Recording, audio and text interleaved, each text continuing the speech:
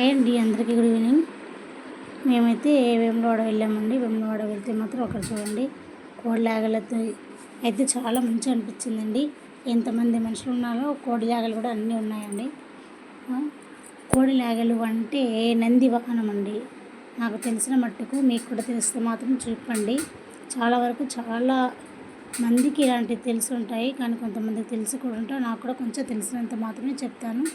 ఈ ప్రతి ఒక్క జంట అండి కోడిలాగలు పట్టుకొని గుడి చుట్టూ తిరుగుతారండి.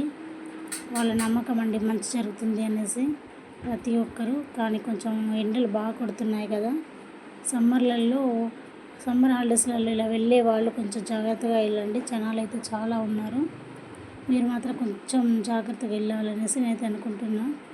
కానీ ఎండలు మాత్రం మండిపోతున్నాయి చూడండి. జనాలు అయితే బాగా ఉన్నారు, ఎక్కువ జనాలు ఇంకున్నారు. కొంచెం చూసిన అక్కడికైతే వెళ్తే చాలా అంటే చాలా బాగుంటుందండి. మీరు కూడా ఎప్పుడైనా వెళ్ళి ఉంటే కామెంట్ బాక్స్లో కామెంట్ చేయండి.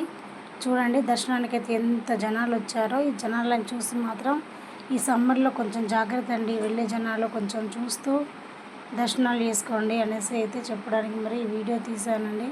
చూడండి ఎంత ఎండలు మండిపోతున్నా కానీ జనాలు మాత్రం అంత గాలి లేకుండా ఉడకపోతలో ఎలా ఉన్నారో చూడండి. ఇదైతే చాలా బాగా అనిపిస్తుందండి కోడలాగలు కట్టడం.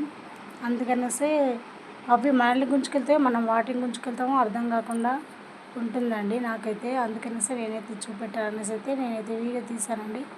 మీకు కనుక నచ్చినట్లయితే కామెంట్ బాక్స్లో కామెంట్ చేయండి. ఎంతమంది చూస్తుంటారో కూడా నాకు కామెంట్ చేసి చెప్పండి, ఓకేనా? వేములవాడ రాజన్న జై, ఓం నమ శివయ అనేసి అయితే ఒక్కసారి కామెంట్ బాక్స్లో కామెంట్ చేయండి. ఓం నమ శివయ అనేసి చూడండి ప్రతి ఒక్కరు కడతారండి.